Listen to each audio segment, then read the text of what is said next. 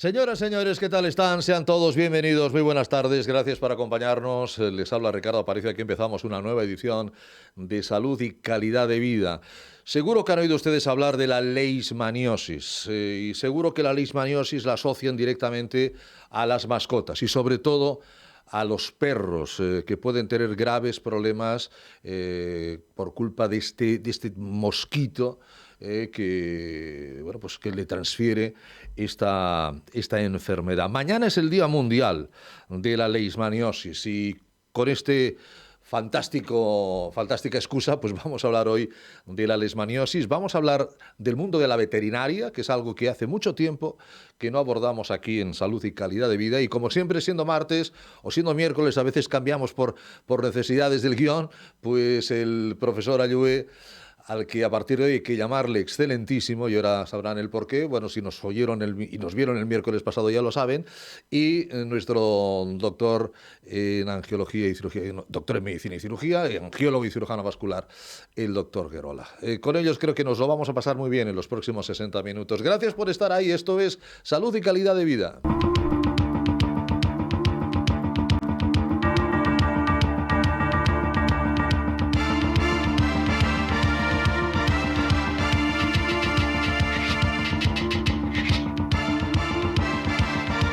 Bueno, a mí me gustaría empezar por orden cronológico. Saben que siempre empezamos con los invitados habitualmente y hablamos unos minutitos, luego entramos un poco pues, en tertulia, un poco también en conocer otras opiniones. Hoy es importante un veterinario, un angiólogo, un farmacéutico. Va a ser un tema lleno de matices con la leishmaniosis de fondo, pero hay que ir cronológicamente a lo que pasó ayer, ahora hace 24 horas, en la Real Academia de Farmacia de Cataluña. Excelentísimo doctor, profesor, ya no sé qué más decirle, Josep Ayue Creus, muy buenas tardes. Muy buenas tardes. Oye, qué guapo estaba con corbata. La verdad que cuando uno se pone guapo, pues hasta... Cuando uno se pone de tiros largos, ¿verdad? Sí, sí.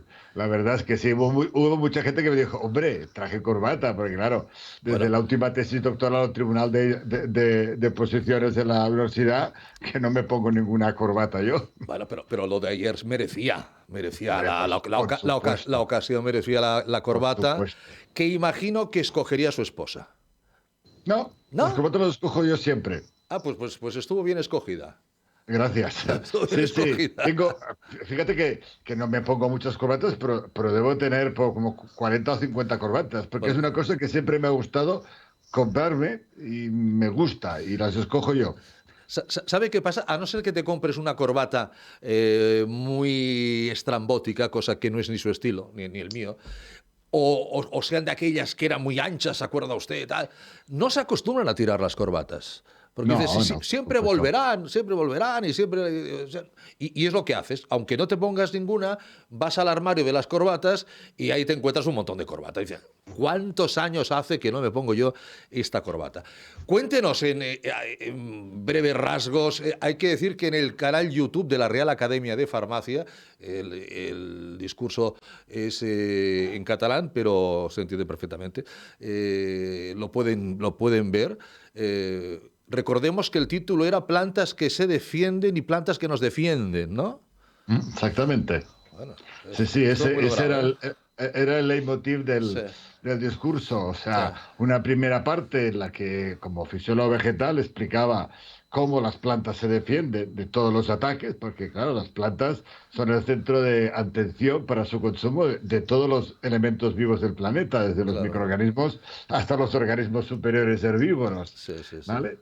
Y, por tanto, las plantas se defienden. Si no se defendieran, no quedarían. Y eso ha sido un proceso de coevolución a base de ir fabricando sustancias químicas que han reducido, eliminado. Como siempre digo, las plantas no son asesinas y básicamente lo que al final se establece es una relación en la que yo te dejo que me comas un poco, pero déjame que yo sobreviva como especie. Un poquito para ti, un poquito para mí. Profesor Ayue, felicidades, ya es académico, ya es excelentísimo, es profesor, es profesor de Biología Vegetal de la Universidad Autónoma de Barcelona.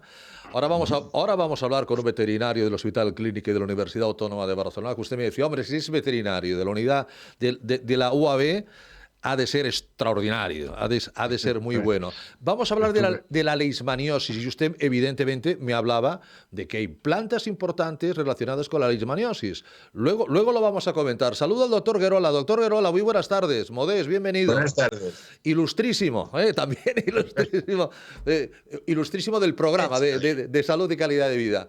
Para situarnos en contexto y antes de dar la bienvenida a nuestro invitado como se merece, cuando le comentaba que íbamos a hablar de la leishmaniosis, esta mañana me ha dicho que usted tuvo un perro que lamentablemente sufrió leishmaniosis.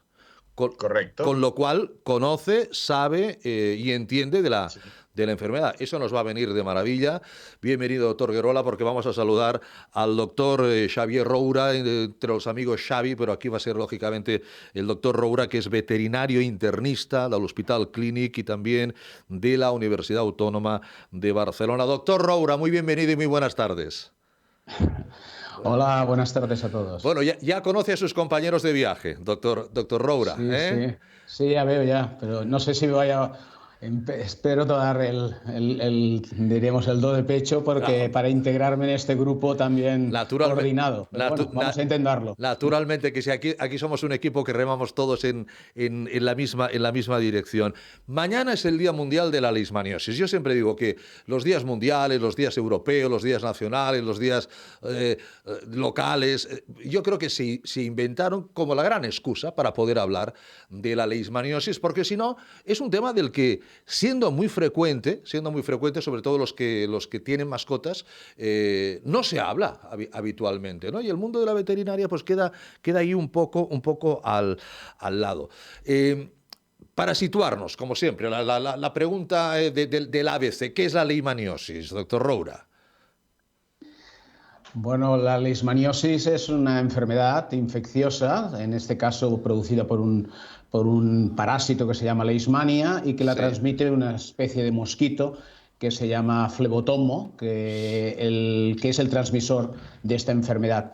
Esta enfermedad la pueden tener los animales, pero todos los animales, por tanto los humanos, dentro como animales que somos, también la podemos padecer, y por tanto es una enfermedad que se dice zoonótica en este sentido, y en nuestra área, la área del Mediterráneo, la cuenca del Mediterráneo, donde está incluida España y las Baleares, evidentemente, es decir, península y Baleares, pues es una enfermedad que se considera endémica, es decir, que está en una frecuencia importante, ¿no? En este grupo, por tanto, es una enfermedad, diríamos, muy interesante, porque es de estas enfermedades de las que podemos hablar como el concepto de una única salud, ¿no? Del concepto One Health, que es un concepto muy importante que une a todos los sanitarios, ¿no? Por tanto, es una enfermedad muy interesante, muy importante y evidentemente con diferentes grados de gravedad, como habéis comentado antes con el caso o el perro, la mascota del doctor Guerola. Seguro. Yo he tenido la ocasión de ver un vídeo que me ha mandado gentilmente mi buena compañera Lorena Vázquez, en el que sale usted, en el que sale el doctor Ferrer, en el que efectivamente hay unas imágenes, una cabeza humana con unas, importantes afecciones por culpa de la leishmaniosis. Ahora que se habla de la viruela del mono y que nos están enseñando todas esas imágenes, esas pústulas que vemos, lo de esa cabeza no tiene como decíamos, nada que restregarle a la viruela del mono. Es absolutamente importante, ¿no? Lo que puede llegar a hacer en una cabeza humana, imaginemos en un perrito, ¿no? Sí, evidentemente es una enfermedad, tiene algunos matices de diferencia entre los humanos y los perros, ¿no? En los humanos da, al menos en nuestra área, no estamos hablando en Europa, ¿no? Donde nos encontramos, da un cuadro, normalmente dos tipos de cuadro. El más frecuente es un cuadro cutáneo o dermatológico, y luego también se puede dar un cuadro más sistémico visceral, ¿no? Que es mucho más grave. En los perros se considera una enfermedad exclusivamente sistémica, es decir, que afecta a todo el perro, con signos clínicos que pueden dar desde problemas dermatológicos solos a combinados con diferentes otros signos clínicos o incluso síntomas o signos clínicos en el caso de los perros que no tienen nada que ver con la piel, es decir, que son directamente afectando al hígado, al bazo, al riñón, a otros órganos. Entonces es una enfermedad que parecida, evidentemente producida por el mismo parásito, Leishmania infantum, en nuestra zona, pero que evidentemente tiene cuadros diferentes. Pero en el perro sí tiene un cuadro sistémico que en muchos de ellos es grave. Claro, y si hablamos de números o porcentajes que algunos se acercan al 20%, pues evidentemente es un porcentaje suficientemente importante de algo que ustedes dicen que es interesante, como siempre, ¿no? En la medicina más vale prevenir que curar, y la prevención durante todo el año dicen ustedes que es el mejor aliado. ¿Hay alguna época del año en el que este pseudo mosquito maldito ataque más? ¿Vive mejor en épocas calurosas que en épocas frías o le da igual, se pone el abrigo y a picar? No, no, evidentemente es un artrópodo, es un insecto y en general su mejor necesita, diríamos, unas horas de luz, unas temperaturas constantes y una humedad relativa interesante. Y con estos tres factores, diríamos, en nuestra área, posiblemente desde marzo hasta noviembre es cuando, diríamos, está en plena actividad. De noviembre al marzo siguiente, es decir, en el otro periodo, es cuando normalmente no está en actividad. Lo bueno que tenemos de este insecto es que nace estéril, es decir, nace sin leishmanias, y a medida que va picando a diferentes perros que puedan estar infectados o enfermos de leishmania, es cuando se va llenando de leishmanias y por tanto es mes transmisor. Con lo cual, generalmente, julio, mitades de agosto sería el periodo más importante de transmisión, aunque puede transmitir en septiembre perfectamente o en octubre. Con lo cual, la prevención de la picadura, sobre todo en perros, que es donde se hace esta prevención, generalmente se recomendaría de marzo a noviembre. Yo creo que muchas personas, muchos perros llevan protección para la leishmaniosis, ¿no? A día de hoy. Sí, sí, sí. Hombre, ¿No? Y eso, pues... seguramente Sí. no todos los que usted quisiera, doctor Roura, pero mucha gente... No, esto no sé si son pastillas que hay que poner en la comida, si es un collar, si hay varios tipos para dificultar que ese mosquito, ese perro, por un lado, o no se contagie o repela al mosquito, ¿no? Sí, hay diferentes, diríamos, mecanismos o diferentes maneras de Sí, hacerlo. Algunas son de protección para que no pique a nuestro perro y otras son por si lo pica, eso que no es. pueda transmitir la infección a otra persona o a otro perro o a otro animal, ¿no? Por tanto, hay diferentes tipos de enfoques de protección. Pero en general sí, son insecticidas. La mayoría usados son piretroides tópicos, un tipo de insecticida que lo que hace sobre todo es repeler, es decir, no dejar que pique o al menos reducir las posibilidades de que pique, y además si pica o se acerca demasiado lesiona, diríamos, a ese flebotomo, a ese insecto, y por tanto lo deja más, digamos, más lesionado para poder picar a otro animal o persona, ¿no? Sí, yo creo que ha incrementado, y de lo que comentabas al principio de que los días mundiales sirven, pues yo creo que esto sí es una de las cosas de las que ha servido, ¿no? Diríamos, hay una sensibilidad mucho más alta sobre la leishmaniosis, que el control de la leishmaniosis en los perros pues reduce la posibilidad de transmisión en las personas, ¿no? Y esto, como hablábamos antes, no solo a los perros, no solo afecta a la salud de los perros, sino afecta también a la salud de los humanos, y esto es realmente importante. Y el hecho de que lo que comentabas, de que parece que hay muchos más perros, eso explica, por ejemplo, que en Madrid hace poco hace unos años, en 2008-2009, hubo un brote de leishmaniosis humana, ¿no? Leishmaniosis visceral en humanos, y el porcentaje, en ese caso, el porcentaje de los perros no se vio afectado, posiblemente porque estaban protegidos, moviéndose en la misma zona, que era un parque donde iban los humanos y también los perros, porque muchas veces los humanos paseaban a estos perros. Los perros no incrementó el porcentaje de leishmaniosis, diríamos, de prevalencia de la leishmaniosis en los perros, en cambio se disparó en los humanos porque en aquel caso, diríamos, el sitio, el lugar donde se encontraban estos estas leishmanias eran las liebres, ¿no? Entonces, eso explica que la protección, evidentemente, ayuda a reducir las prevalencias de esta enfermedad tanto en perros como en humanos. Como decía usted, doctor Roura, fíjese, como todo, ¿no?, en la vida, hay perros que pasan la leishmaniosis asintomática y no tienen ningún problema, y hay perros que lamentablemente fallecen porque les afecta a órganos internos, y van muriendo esos órganos, el riñón, los pulmones, y el pobre animal acaba falleciendo ante el disgusto, lógicamente, de todos los que hemos tenido perros cuando se nos muere una mascota. Por eso yo hace tiempo que ya no tengo perros, y porque el disgusto es siempre tremendo. ¿De qué depende? Porque ahora estábamos con lo del COVID, ¿no? Y, oye, ¿tú por qué lo coges y el otro no lo coge? El sistema inmune. ¿El sistema inmune de los perros puede jugar algún factor para pasar la leishmaniosis asintomática o lamentablemente llegar a fallecer por culpa de ella? Sí, totalmente. Y eso también explica por qué en medicina humana existen estos dos cuadros, ¿no? Al menos en Europa, sí. Que básicamente el cuadro dermatológico, el cuadro sistémico o visceral, y también hay un cuadro mucocutáneo, pero que es mucho menos frecuente, al menos en Europa. Esto lo explica, es la respuesta inmune en este caso del humano frente a la leishmania, ¿no? En función de esta respuesta, pues es capaz de bloquear o no la expansión de esa infección en el organismo y, por tanto, la aparición de signos clínicos. De hecho, en humanos es mucho más frecuente esta enfermedad en niños de menos de 10 años, pero sobre todo en menos de 4 años, o en adultos a partir de los 65 años, o evidentemente en personas que, por ejemplo, su sistema inmunitario, su sistema inmune esté afectado por otras enfermedades, claro, como por ejemplo las personas con el virus de la inmunodeficiencia humana, ¿no?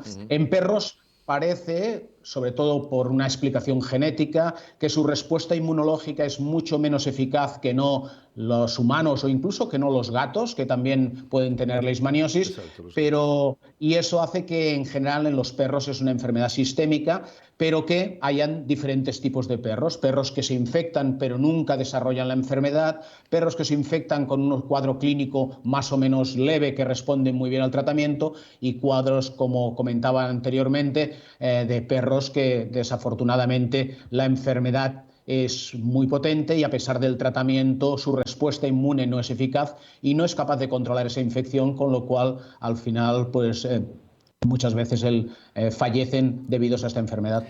A ver, hoy en día cuando alguien compra un perro, la ley le obliga a ponerle un chip a ese perro para que se sepa quién es el dueño del perro, dónde vive el perro, por si el perro se escapa, recuperarlo, por si, en fin, X motivos. Tiene que ir al veterinario, imagino, a algunas inyecciones, tiene que ir al veterinario a alguna revisión en general, y ahí sería el momento ya de protegerlo de la leishmaniosis, doctor. Sí, evidentemente los perros, desde que tienen, digamos, lo ideal, como los humanos, pues sí, tener sus diferentes controles o revisiones, sí, ¿no? Sí. Estas revisiones son más frecuentes al inicio, igual que cuando trabajamos en pediatría, ¿no? Al principio, y luego posiblemente se van alargando en función, evidentemente, de que la respuesta inmune y muchas de las enfermedades están mucho más controladas. Sí, ya es normal, y lo que hablábamos ahora de la sensibilización de los propietarios de mascotas, sí, y diríamos del mundo, de la sociedad en general, esta sensibilización con la leishmania hace que sea un tema que ya se habla, diríamos, en la primera visita, ¿no? Es decir, que ya comentamos no solo la desparasitación de otros tipos de parásitos internos, etcétera, externos, de la vacunación, también se habla pues de la protección, en este caso, de algunas enfermedades. En los perros y en los gatos, por su tipo de vida, sobre todo en los perros, la transmisión de muchas enfermedades a través de artrópodos o a través de insectos que pueden transmitir estas enfermedades, que como hablamos hoy, el flebotomo, pero también otros mosquitos, directamente mosquitos, o las garrapatas o las pulgas pueden transmitir diferentes enfermedades, algunas de ellas también zoonóticas y que afectan también a los humanos, con lo cual el control de estos parásitos externos, la prevención de estos parásitos externos y también de las enfermedades que transmiten, como en este caso la leishmania, es un tema que se habla desde el inicio y generalmente anualmente se va revisando. De hecho, las recomendaciones son de una revisión anual, al menos una revisión anual en función de la edad, para hablar de estos temas, ¿no? Hablar de prevención, hablar de cuál puede ser la mejor prevención para cada perro. Usted, como decía, está en el Hospital Clínic Veterinario de la Universitat Autònoma de Barcelona. El profesor Allo está encantadísimo porque es profesor emérito de Biología Vegetal de la Universidad Autónoma de Barcelona. Yo también estudié periodismo en esa facultad. Está liderando, juntamente con un equipo multidisciplinar, porque esto es un equipo multidisciplinar, la investigación. La investigación absolutamente tan necesaria para todos. Si se dice en esta nota de prensa, investigación, el gran reto para la salud. ¿En qué se ha avanzado en los últimos años, doctor Roura? Hace 10 años sabíamos mucho menos de la leishmaniosis, referente a 10 años, pongo 10 años por ver una década, ¿no? Ahora tenemos más herramientas para luchar contra este flebotomo, contra este mosquito. Sí, no, evidentemente hemos evolucionado mucho y ha cambiado mucho. Yo, bueno, soy posiblemente, no sé si soy el más joven de la tertulia, pero posiblemente sí. Cuando yo inicié a trabajar en veterinaria, solo había un tratamiento. Por ejemplo, en los perros solo se podían tratar con sales de antimonio, con sales antimoniales, y no había ningún tratamiento más. De ese momento a ahora, tanto en medicina humana como en medicina veterinaria, han aparecido nuevos tratamientos. Evidentemente, el problema es que no hay un único tratamiento perfecto para esta enfermedad, porque, como hemos hablado antes, el sistema inmune es fundamental, ¿no? Entonces, ¿qué ha evolucionado en estos últimos 10, 20 años? El conocimiento, por un lado, de esta respuesta inmune tanto de los humanos como de los perros, como evidentemente pues de los ratones, porque muchas veces es de donde aprendemos más sobre la respuesta de las enfermedades infecciosas. Conocer esto es muy importante para cómo enfocar tanto el tratamiento como la prevención. Y por otro lado, también ha evolucionado el conocimiento diríamos, de los dos otros digamos, jugadores de esta partida, ¿no? Por un lado, el artrópodo, ¿no? El flebotomo, el transmisor, conocer cómo funciona, cómo transmite, qué necesita para transmitir, y por otro lado, evidentemente, el patógeno en sí, que sería la leishmania, ¿no? Conocer la leishmania nos permitirá saber si en todas las personas y en todos los perros es la misma leishmania o hay mutaciones que hacen que en esa persona o en ese perro responda de diferente manera al tratamiento o nos dé más cuadro clínico en un paciente que no en otro. Todo esto es lo que nos está abriendo y es donde ahora nos hemos digamos, unido un grupo de diferentes diríamos, con sectores, múltiples sectores, porque hay desde bioestadísticos a biólogos, a veterinarios, es decir, que es un grupo bastante mixto, pero que nos permite un único enfoque, que es conocer mucho mejor la leishmania, sobre todo el genoma de la leishmania, que es donde nos interesa trabajar para saber por qué algunos se están haciendo ya resistentes, tanto en medicina humana como en medicina veterinaria, a las leishmanias, resistentes al tratamiento, por ejemplo. Hablan también del compromiso social, ¿no? El compromiso de que toda la sociedad para combatir esta enfermedad, esfuerzo e implicación de industria del sector, distribuidores, empresas, veterinarios, los propietarios de los perros, instituciones, ONGs, como decíamos al empezar. Aquí también hay que remar todos a una, ¿no? Sí, sí, totalmente.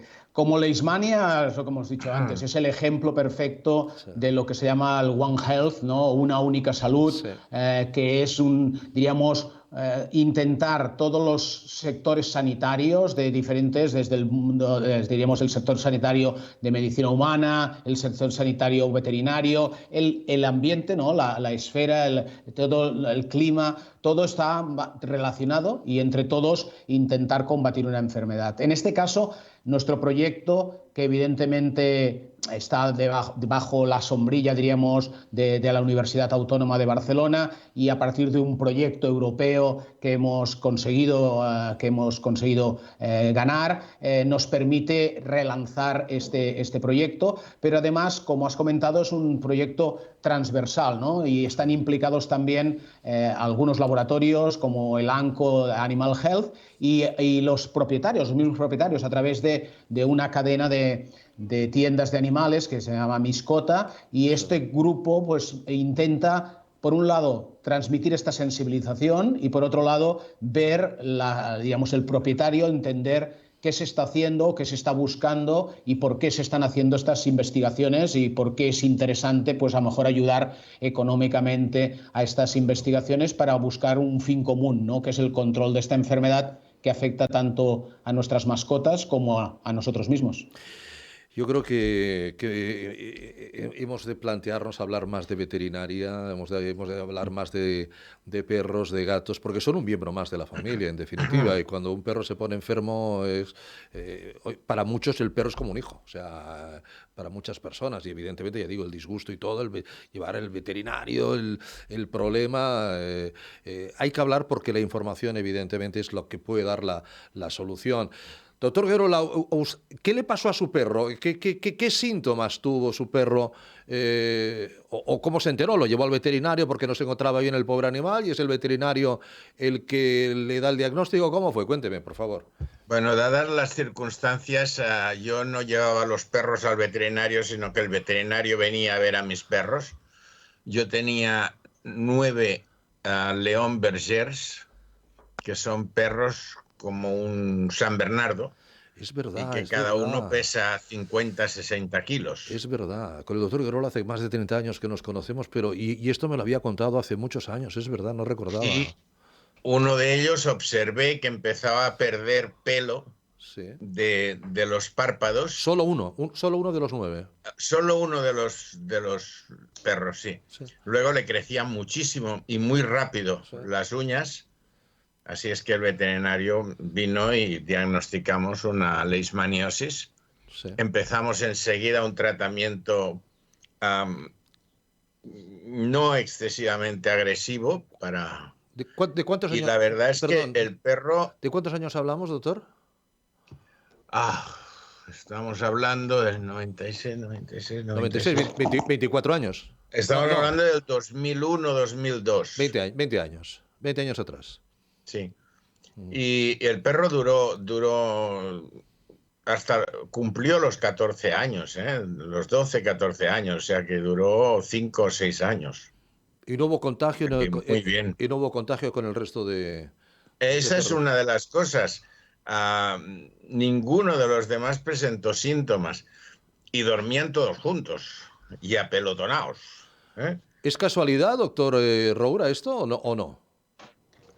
No, esto es lo que demuestra lo que hablábamos antes. No sé. La transmisión directa perro-perro o humano-humano o humano-perro o perro-humano es prácticamente, diríamos, limitadísima, de un porcentaje muy bajo. Siempre la transmisión es a través del insecto, ¿no? Entonces, por vivir en una zona, todos los perros del doctor Guerola, porque vivían en una zona, en esa zona hay una prevalencia, ¿no? Una prevalencia de esa enfermedad y de ese insecto y de ese patógeno, la leishmania. Entonces, por vivir en esa zona, tanto el del doctor Guerola como todos sus perros, tenemos un porcentaje de posibilidades de coger esa enfermedad. Lo que pasa es que, como hablábamos antes, en función de la respuesta inmune de cada uno de nosotros, de los perros de los humanos, podemos desenvolver o no. Si a lo mejor se hubiesen hecho pruebas de ver si los otros 8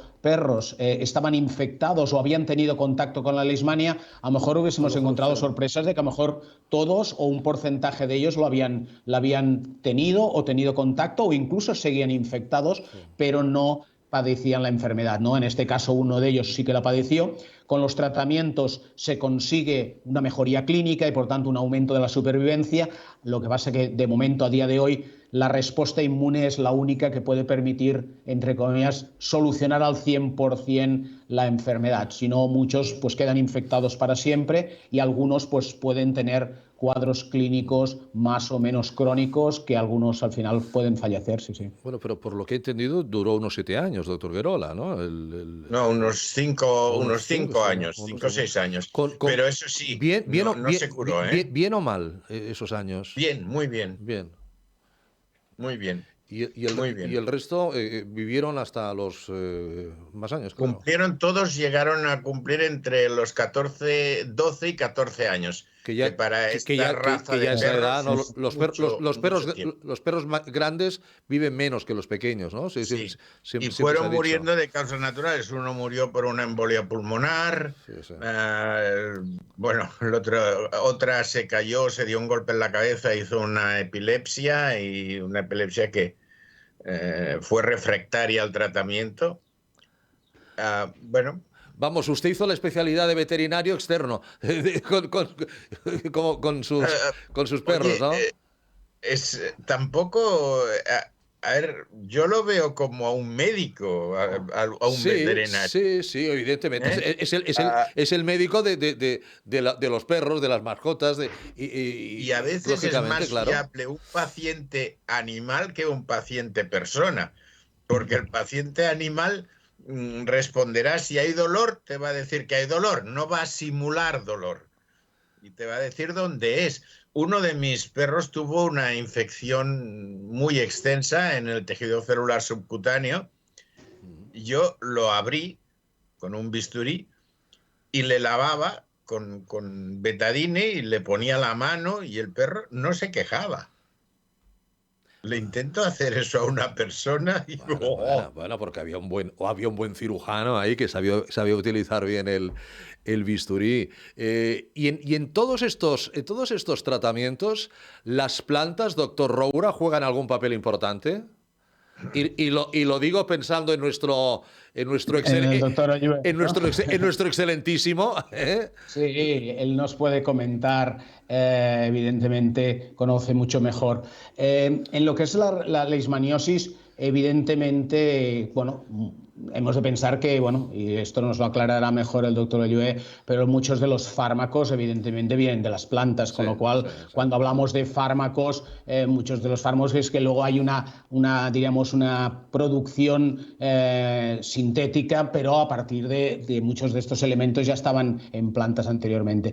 Dentro de la leishmania, posiblemente la planta que juega más papel o que de la que se ha hablado más en el tratamiento o de la que se hablará posiblemente en un tiempo, es la artemisia y es, por ejemplo, porque ya se ha utilizado en el tratamiento de la malaria, ¿no? Y entonces en este punto también es, diríamos, leishmanicida, diríamos, destruye o mata también las leishmanias, con lo cual puede ser potencialmente un tipo de tratamiento a valorar.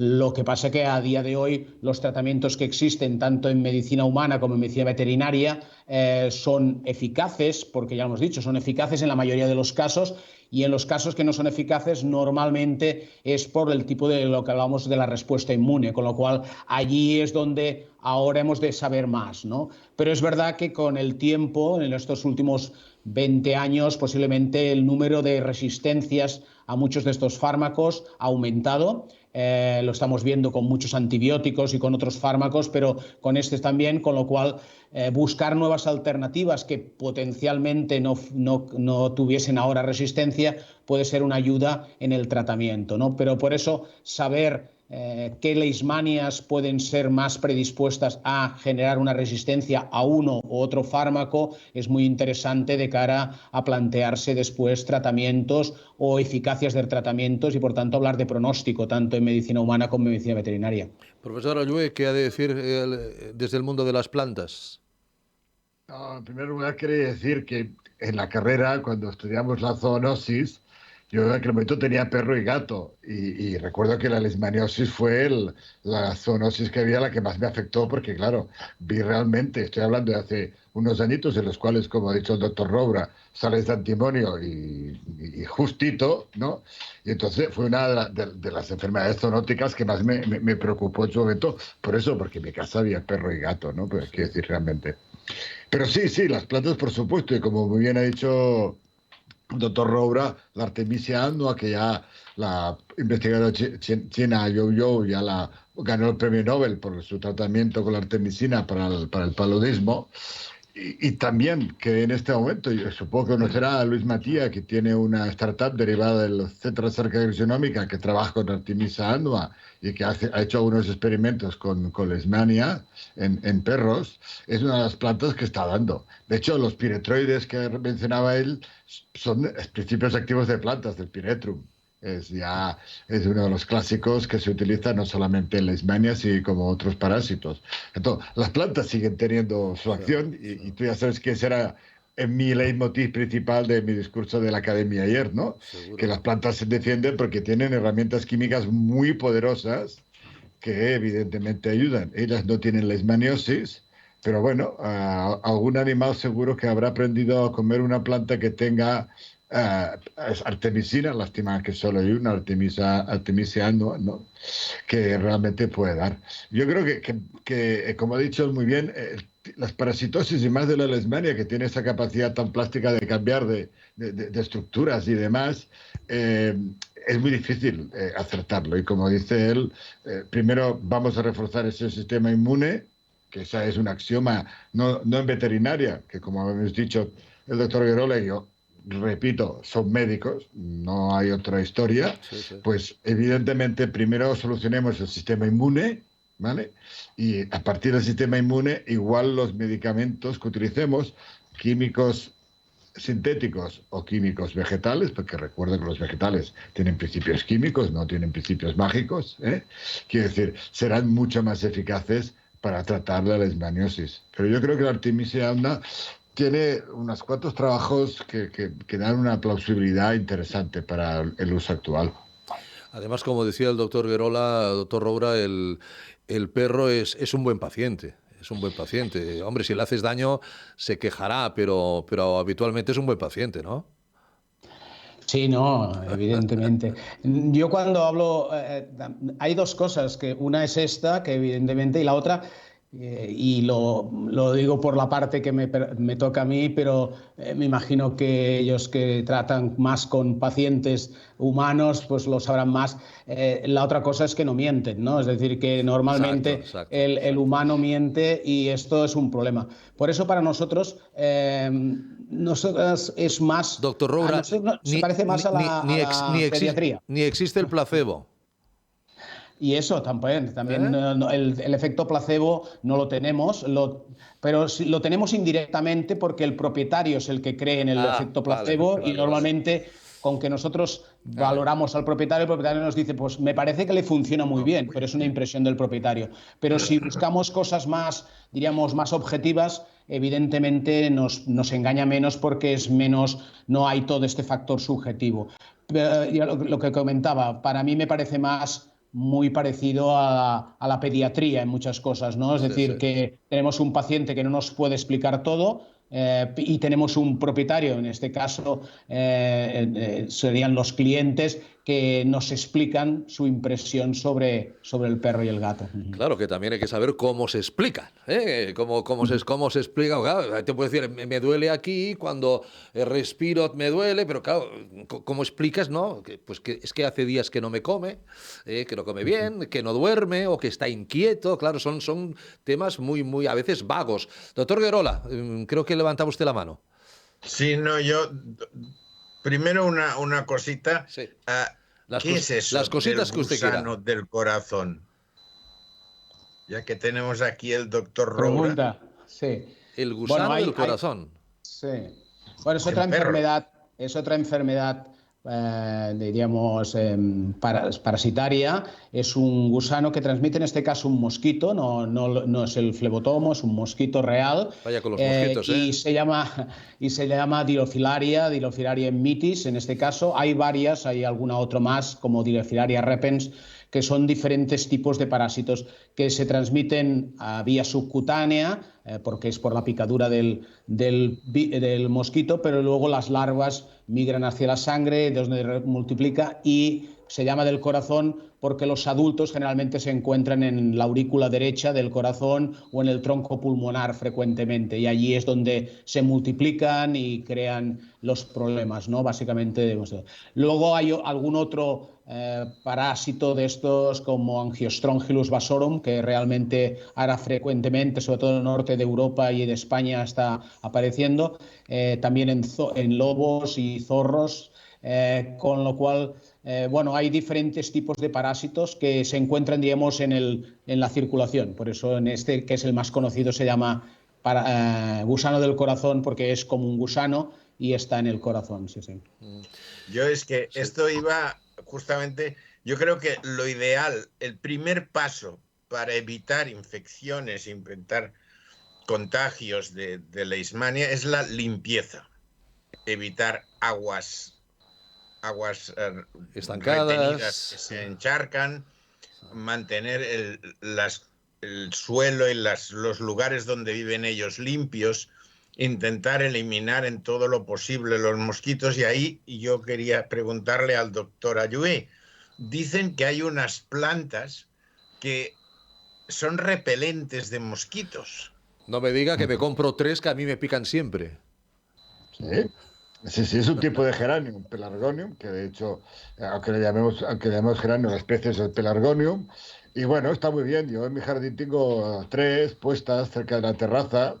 Y a ver, el geraniol, que es el principio activo básico del aceite esencial, está reconocido como biocida, ¿vale? Pero claro, una cosa es el geraniol como tal, sustancia química aplicada, que es biocida directamente, y otra es lo que emanan. Lo que emanan los geranios, la planta, que son volátiles, son sustancias que se evaporan fácilmente, pues eso lo que hace, evidentemente, es rechazar la presencia de insectos, porque lógicamente al ser tóxicos los insectos lo detectan y se apartan, ¿no? Quiero decir, también ayudan, pero no es la primera. Hemos utilizado toda la vida la albahaca común, y en muchos campos de cultivo ecológico está sembrada entre las hileras de los huertos para retirar de lejos, mantener lejos las plantas. Se defienden mucho de los insectos, pero muchísimo. Quiero decir, Claro. recordemos que curiosamente los insectos que pican a los humanos son las hembras, porque Sí, necesitan sí. sangre para su reproducción, y los que pican a las plantas son machos. Pero pican, o sea, también chupan Sí, de sí. la savia de la planta, que es el remedo de la sangre, ¿no? Porque allí hay azúcares y por tanto hay una actividad importante, incluso aminoácidos. Entonces, también los insectos, si no se defendieran las plantas, evidentemente también les chuparían y les transmitirían infecciones. De hecho, hay unas cuantas infecciones bacterianas de plantas que se transmiten por picadas de insecto. Insecto un poco diferente a los mosquitos, pero sí otros dípteros que chupan, ¿no? Tipo pulgón, por ejemplo, que todos conocemos más. Por lo tanto, hay fitoonosis. Que pasa que afortunadamente no hay comunicación con los animales ni con la especie humana, a menos que yo sepa, y por tanto no nos preocupa tanto. Pero ya lo creo que las plantas tienen que defenderse de los insectos muchísimo, ¿eh? Y entonces tienen sustancias. Los aceites esenciales mayoritariamente son insecticidas, y eso es un hecho demostrado, y también son insectifugas como mínimo. ¿Cómo está el mundo de la veterinaria a día de hoy, doctor Roura? Me refiero, hay mucha gente, hay muchos jóvenes interesados en ser veterinarios, hay una buena, permítame el término, hay una buena camada futura de veterinarios. Sí, sí, no, el mundo de la veterinaria de momento sigue bien y con fuerza, ¿no? Evidentemente, igual que la mayoría diríamos, de carreras o estudios sanitarios, el porcentaje de mujeres es mucho más alto que el de hombres, pero fuera de esto, que es lo que único posiblemente ha variado más desde que, diríamos, yo estudié ahora, que es el porcentaje, ¿no? Aparte de esto, ¿no? Sigue siendo unos estudios que, bueno, atraen gente y seguimos teniendo grandes números de veterinarios o de potenciales veterinarios que quieren estudiar nuestra licenciatura, ¿no? Es verdad que es, como otras profesiones sanitarias, es muy vocacional, eso está claro, pero bueno, yo creo que de momento el futuro a corto y medio plazo es bueno y las perspectivas son buenas, al menos si he de hacer caso de los estudiantes y sobre todo de los internos y residentes que tengo ahora conmigo, el futuro es bueno y estamos en buenas manos. Sí. Acertaba cuando decía que es el más joven de la tertulia, porque yo recuerdo un compañero que fue a estudiar veterinaria y tuvo que ir a Zaragoza. En Barcelona no había universidad, o sea, una facultad donde estudiar veterinario. O sea, ya hablamos de años. Tuvo que ir a Zaragoza y él, sobre todo, lo hizo por el mundo de los caballos. Él quería ser veterinario de caballos, le encantaba el mundo equino y se tuvo que ir a Zaragoza. Y a mí, viviendo en Barcelona, imagino que si viviera en Madrid te sorprende, ¿no? Que los de fuera pueden venir, pero que tú te tengas que ir a estudiar una carrera como veterinaria. Hace, pues eso, 30 y tantos, 40 años estaba imposible de estudiar aquí, ¿no? Sí, yo soy la tercera promoción de Barcelona, de la UAB, de la Universidad Autónoma, y por tanto yo empecé en el 84, se empezó veterinaria en el 82, diría, pero se empezó en la UAB, pero en geología, luego se pasó a medicina, que es donde yo la mayor parte de mis clases las hice, o cursos los hice allí en medicina, y luego mi último curso, del 88 a 89, ya lo hice en el edificio nuevo, o en el edificio, en la Facultad de Veterinaria que se inauguró, y a partir de allí, pues ahora ya hay incluso un grado de veterinaria en Lleida, con lo cual esto ha cambiado mucho en el paso del tiempo. Voy a hacer una precisión al doctor Roura. Él dice geología y es verdad, está en el piso -1, pero no sabía que en el piso cuarto estaba fisiología vegetal. ¿Cómo se acuerda hasta de los pisos? Y los veía cada día porque además varios de los primeros profesores de la facultad eran farmacéuticos y compañeros míos de cuando estuve en farmacia. Doctor Guñalón está, por ejemplo, que fue uno de los primeros deganos de decir que tenemos, hay una base fuerte farmacéutica en la UAB, y uno de mis mentores es gente relacionada con la medicina, como Margarita Arboix, por ejemplo, sin ir más lejos, ¿no? Que es uno de mis mentores.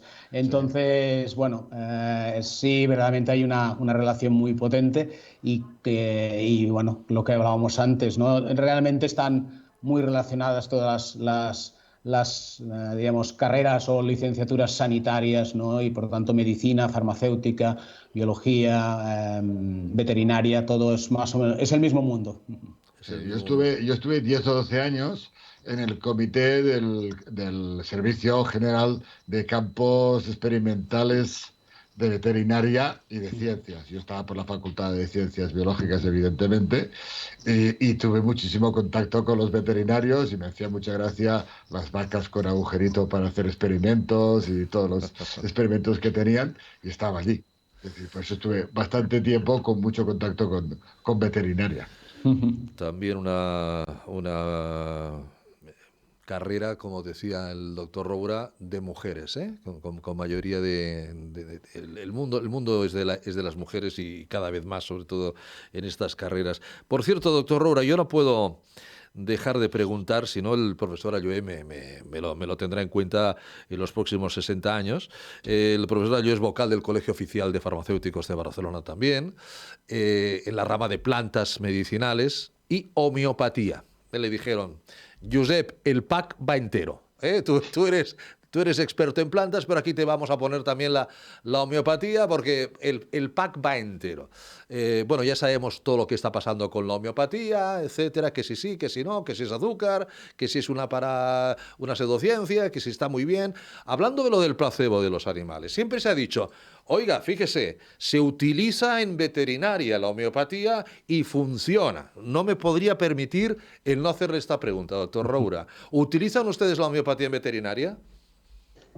Se utiliza la homeopatía en veterinaria, pero bueno, todo evidentemente, igual que en medicina humana, como siempre, al menos en nuestra parte de trabajo, trabajamos sobre todo con medicina basada en la evidencia, ¿no? Y en este sentido, el problema que siempre hay con muchos de estos productos es digamos, las comprobaciones o los controles de que ya realmente consigamos los mismos resultados, ¿no?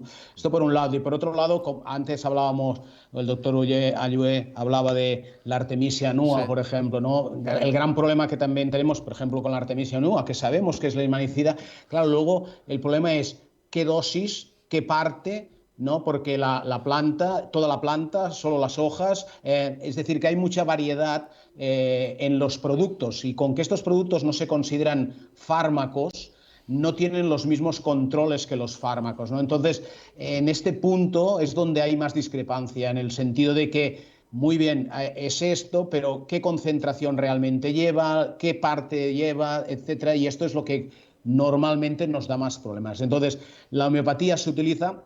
Sí, no se utiliza de forma, digamos, siempre regulada en todos los perros, sobre todo en mi especialidad, que serían perros y gatos, básicamente porque no hay estudios suficientes que demuestren su eficacia, más en perros y en gatos donde el factor placebo es muy limitado, con lo cual ahí es mucho más difícil realmente demostrar su eficacia, que existe eficacia en algunos productos, y ahora hablábamos hace poco, porque hay muchos que no son fármacos y podríamos considerarlos dentro del grupo de los nutracéuticos, homeopatía, es un grupo un poco más complejo de definir, pero sí, se utilizan y son alternativas. Yo hablaría más de, se utiliza la medicina holística, ¿no? Que yo creo que es un término mejor en veterinaria, porque hay algunas cosas, por ejemplo, la acupuntura, que en veterinaria evidentemente hay buenos resultados en algunos, digamos, en algunas enfermedades, en algunas patologías concretas puede ser muy interesante.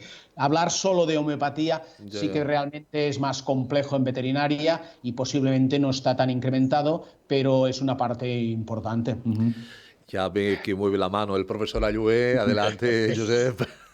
Sí, no, a ver, quería daros la noticia de que tenemos ya 4 medicamentos de homeopáticos registrados por la Agencia Española del Medicamento.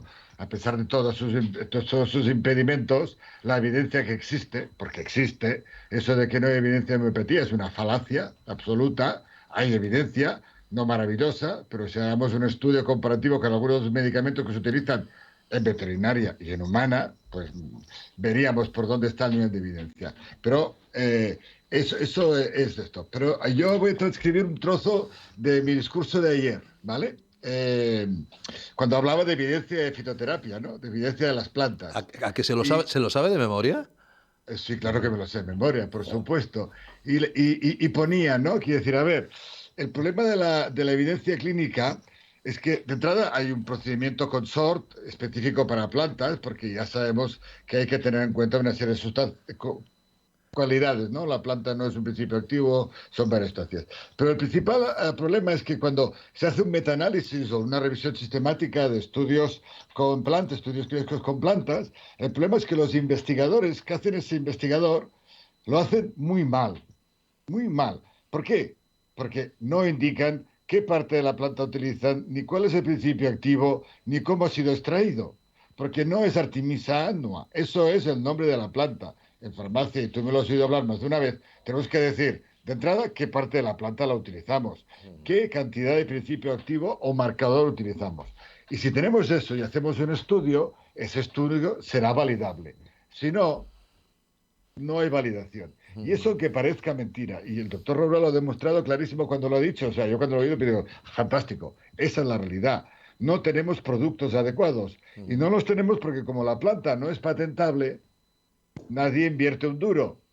Y como no hay nadie que invierta un duro, pues evidentemente ni médicos ni veterinarios tienen dinero ni tiempo para hacer estudios, ¿vale? A fondo perdido. Ni hay industria en la homeopatía tampoco para eso. Ahí está. O sea, y entonces, ese es un problema que tenemos en la homeopatía.